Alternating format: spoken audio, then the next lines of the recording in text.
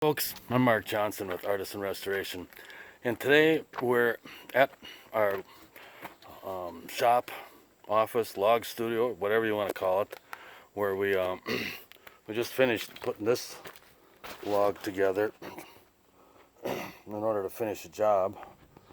Don't normally have to do stuff like that, but anyway, as you can see from the water in my glasses, I'm obviously doing something wet.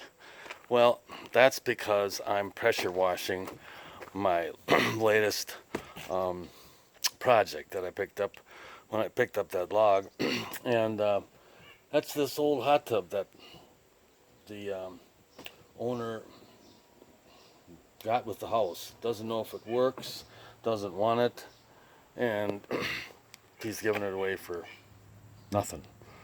So if any of you know how cheap I am, you know I couldn't turn that down.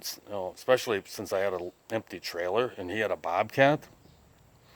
But anyhow, it's I think it's probably kind of a risky thing to do at the COVID and everything. But this thing is pre-COVID. It has not been used at all during the pandemic. That's guaranteed. So anyway, it's cleaning up not pretty nice. I got it about half done. Had to find out where the drain was and start letting the water out of here. But I got it on this old dolly. It's underneath here.